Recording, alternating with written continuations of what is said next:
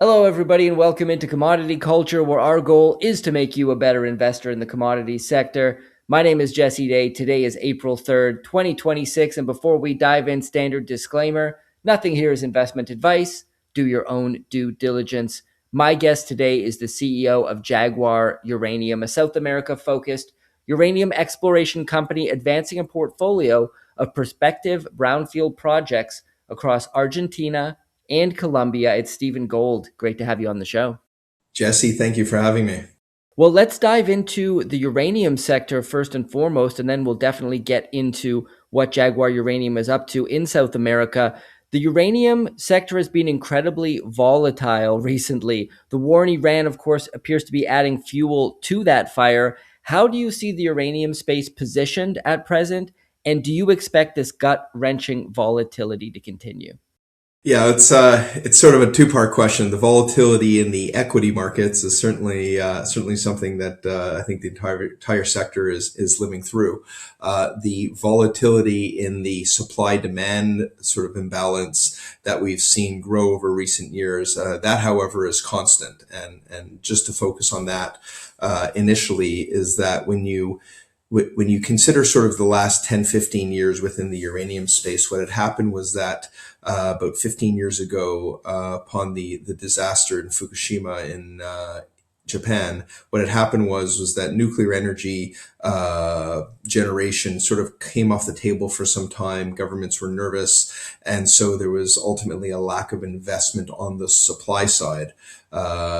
In terms of new uranium deposits being developed over the course of sort of the 2000 teens. What had happened was eventually, of course, people woke up and said, okay, well, nuclear energy is certainly going to be the primary way of the future as far as energy production is going to be concerned. And what had happened was that and this was, by the way, before AI. The AI demand wave came in, was that you ultimately had demand ramping up much faster than supply because of the amount of time it takes to bring on new mines. So fast forward to today, you basically have a bad situation made worse because the supply deficiency, which is somewhere, depending on which expert you ask, between 5 and 15 million pounds a year, and growing potentially even quarterly, let alone annually, is only expected to get even worse. Between now and 2040, that deficiency can grow to almost 200 million pounds, depending on who you listen to. And for all intents and purposes, a lot of the future supply assumption is on the basis that planned mines get permitted and planned mines get funded and come online on time. And anyone who knows the mining industry across any commodity is that that doesn't happen. So that's ultimately what's propelled the price of uranium itself over the course of the last several years, with many expert indications that it's going to go much higher. The long-term contracting price has steadily been up and to the right, recently creeping over the spot price as of late February. Are you seeing any signs out there that utilities are coming to the table to secure pounds? And what are your thoughts on the long-term outlook for the term market at this point? Yeah, so just for the viewers' benefit, the vast minority of uranium pricing and contract delivery is on the spot market. It's certainly utilities around the world and governments will make sure that they secure supply potentially for years in advance if they can. What we're seeing at the supply side, meanwhile, is that the utilities are, say, scrambling might be bit of an aggressive word, but certainly trying to source supply wherever they can. And so obviously that's going to take a potentially longer term supply agreement with a mining company to go that direct. What we're seeing within that sort of contract market is that whereas historically you'd sort of be in a band over the course of time as it tracks the supply, the spot price, what you're seeing now is contracts with ceilings and floors. So it's giving miners really revenue certainty, and not ultimately for them to determine their cost certainty, but it's giving them some certainty about if we're going to go invest X amount of money into building out a new mine, we want to make sure that demand's going to be there.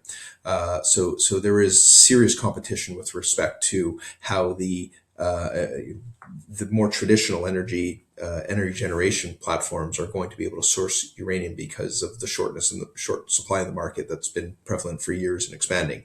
Now, to your question about where we see it going, well, what we know is that the whether it's AI and the power generation required for that, and of course this is above and beyond just sort of standard keep your lights on kind of thing.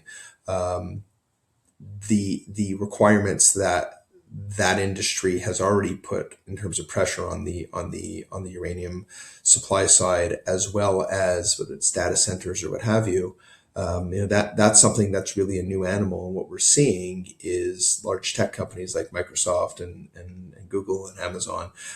They're saying, we're not just going to rely on the grid that's already in place. We're going to go get involved in the nuclear generation, energy generation side directly, and that's been quite unusual. You wouldn't typically see a company over the course of time rely on anything other than what sort of the government has provided in terms of infrastructure. So it's a bit of a hogging situation. You're going to start seeing more so of really individual, whether it's a tech company or otherwise, try to hog as much supply and generation as they can. Meanwhile, they're ultimately going to be competing with the same governments and utilities who are also sort of scouring the earth right now. Just for sort of context for the viewer, uh, 5 countries represent approximately 88% of global supply. And a lot of that is regional with geopolitical connotations. You had mentioned the war in Iran.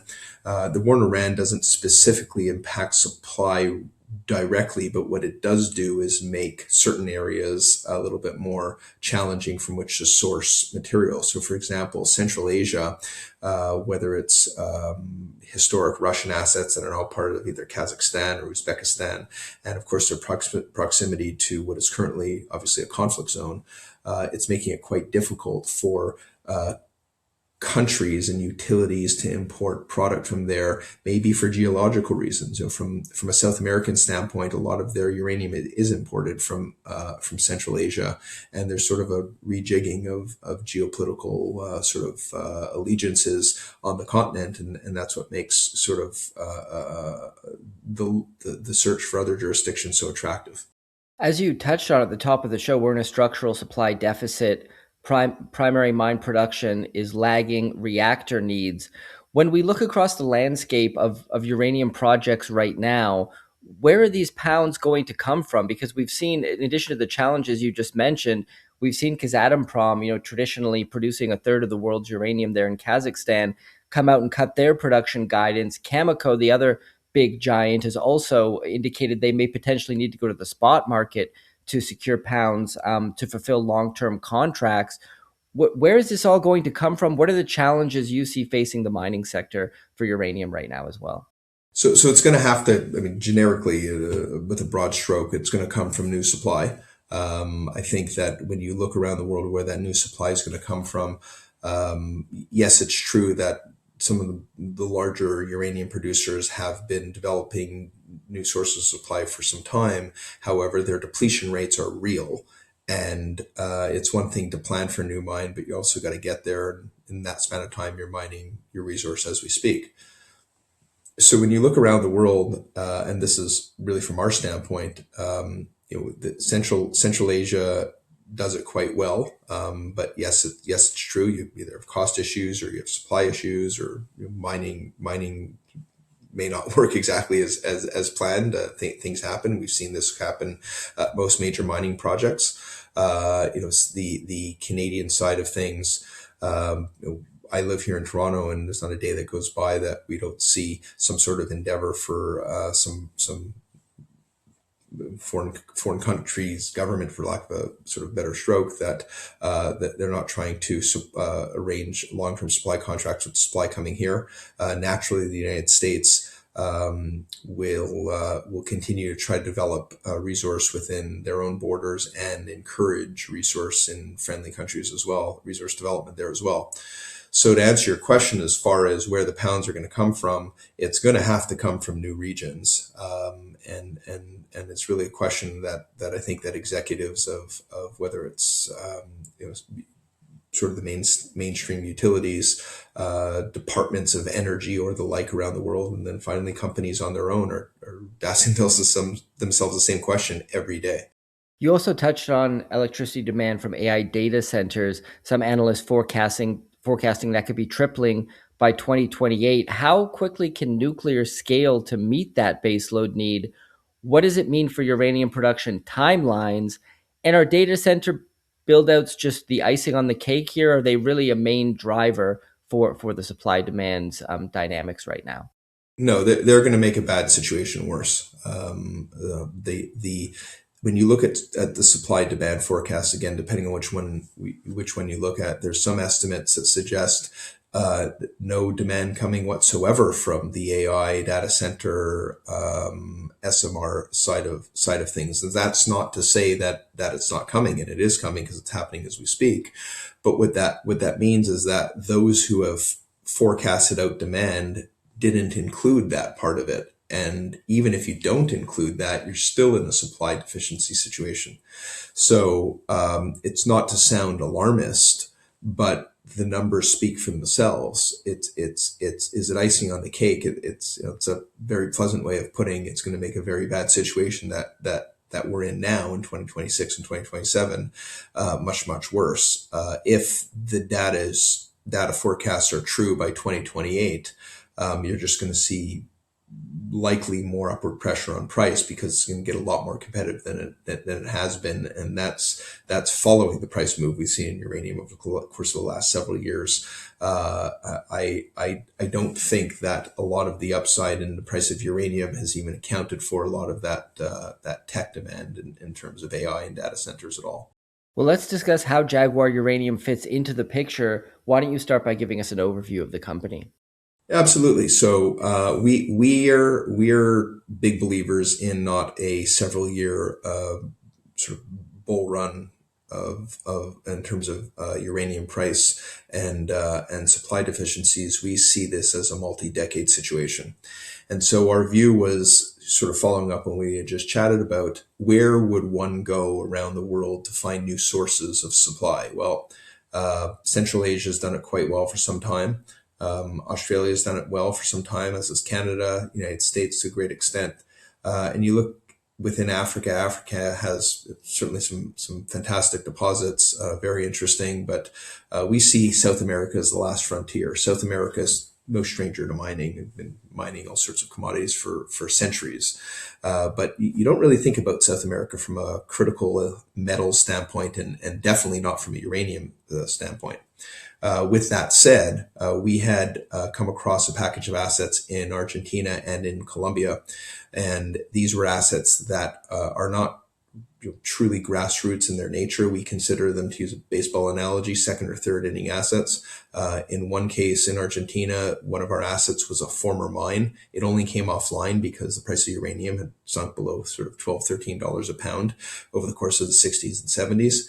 And obviously fast forward to now, that's a kind of situation that I'm sure the governments would love to see back in production.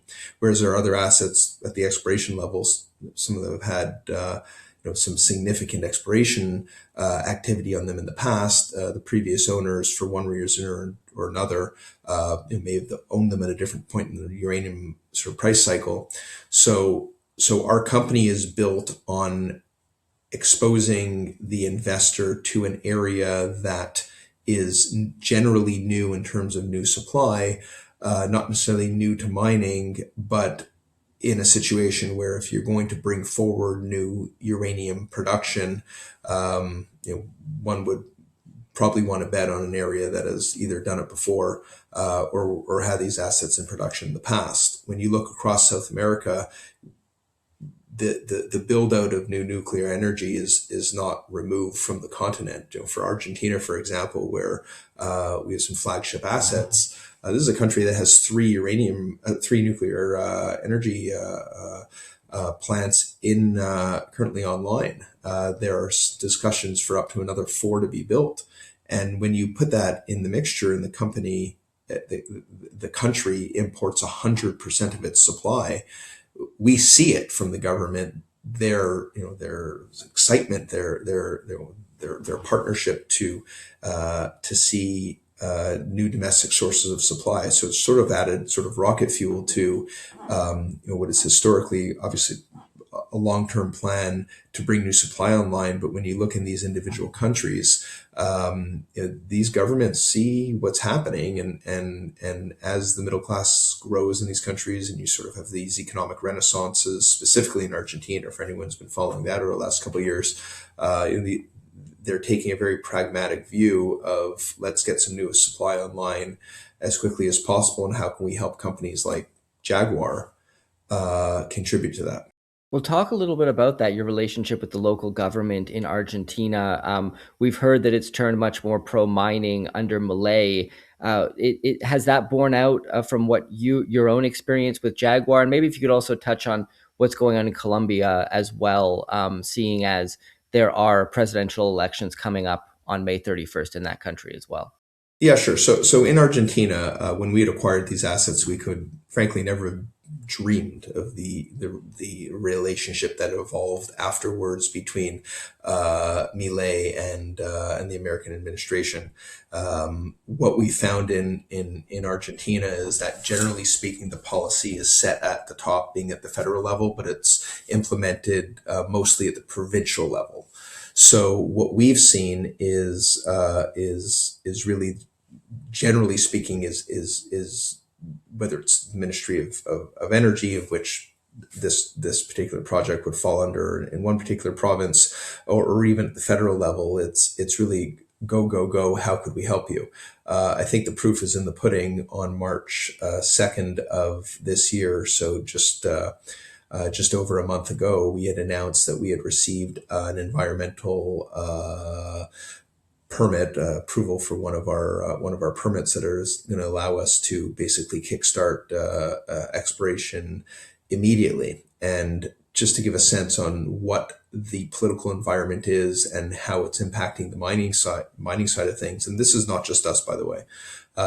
We were receiving a permit months before we expected to get it, and that to me is the strongest indication of what the authorities, whether it's at the federal level, provincial level, or even at the municipal level, what they're saying and what they want to see. So obviously, Argentina is really, in my opinion, one of the most investable places on the planet right now, and their statistical data that's coming out from an economy standpoint, and on the ground, what companies like ours are seeing in terms of permitting or what have you, that speaks for itself. Moving over to Colombia, Colombia is emerging as a lot of the same. Yes, there are presidential elections coming up, but from our standpoint, Colombia has always been a jurisdiction from which you've seen some tremendous success stories at the mining level, and there are two gold companies, for example, in the same region, or even go smaller, the same department. They call them departments in Colombia, not necessarily states or provinces, that have created multi-billion-dollar companies over the course of the current administration. So, from our standpoint, we're not in a situation where we're mining a commodity that is undesired. We're in a situation now where in Colombia, it's not like we're mining coal. What we're doing is we're trying to develop and ultimately explore these projects that are going to contribute to the national well-being from a power side. So across Latin America, we've seen over the course of the last year, every country is a bit different, but generally speaking, we're seeing much stronger Western influence there, whether it's the United States in particular, but you're really seeing the actions speak louder than the words. And I think that we're really entering in sort of to use the analogy, a golden age of new projects and new supply coming into the continent. Very interesting. Could you dive a little bit deeper into your projects, starting with Argentina? What are the assets you have there, and touch on Colombia as well? Infrastructure in place, plans for the future, notable milestones, anything that you think it's important for people to be aware of.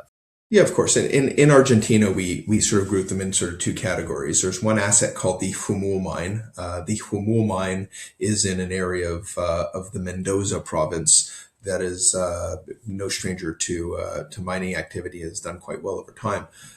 Specifically, when we look at it as in the realm of what this asset is. So this is an asset that was in production from 1955 to 1975, and specifically what had happened was the government had owned this asset back at that time. Uranium price fell. They said, okay, we're not going to mine this anymore. We're just going to import it all. And that made sense at the time. They didn't leave for geological reasons. They didn't leave for metallurgical reasons. They just simply left because of price. What had happened eventually was that obviously the price of uranium had moved higher, and fast forward, as I said earlier, to 2026. And what we're trying to do is basically establish what amount of resource is there and hopefully move that towards a production decision. Elsewhere in Argentina, we own a property that we call Laguna Salada, and Laguna Salada is upwards of approximately 230,000 hectares. It's absolutely immense. That is an area where the previous owner had spent some considerable time and resources to explore that area. It's our job to ultimately demonstrate it ourselves. And that is the area from which I spoke earlier, where we received the CIA approval permit that has allowed us to start exploration. So from an investor standpoint, if you're looking at these assets, it's not as if we're entering them sight unseen and where do we drill for the first time. There's a lot of data and information that has been available on these assets that allow us to sleep at night and say, okay, we know there was activity here in the past. It's up to us to demonstrate what's left. Moving over to Colombia, that asset is an exploration asset. It is in an area called the Department of Caldas. As I mentioned earlier, it's a very pro-mining jurisdiction. That is an area where substantial work had been done. Recently, we announced that we were going to start some analysis on some of the core that had been left, and I'd say we inherited, for lack of a better word, when we had acquired the asset. So when you look at the milestones across the company, sort of mission number one is for us to demonstrate to the market, that these assets are not grassroots, and ultimately come up with hopefully some sort of resource level in 2026 or 2027. When you look at sort of the peripheral sides of it, that there is potential to look around the continent and say, okay, there might be some more assets just like this, and that'll play part and parcel with the theme that South America is really going to be, in our view, really the next frontier, maybe the last frontier. So I think that from an investor focus, again, critical metals, you don't think South America too quickly, but it's our hope and belief that the continent will continue to surprise people, especially with sort of the political realignment that we've seen over the last year and a half to 2 years.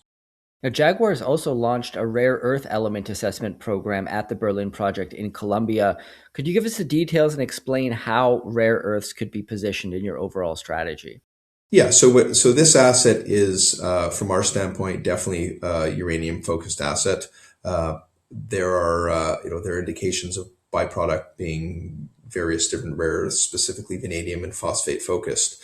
So when we look at the asset in terms of what it could be down the road, the uranium is the focus, but we look at the rare earth side as being hopefully not insignificant. We don't believe it to be, but we'll ultimately have to determine that, of course, along this initial testing phase that we're going to embark on some of the core that's been in place. The idea would be that the rare earth side would provide a sort of a cost credit side, that, with the focus being uranium.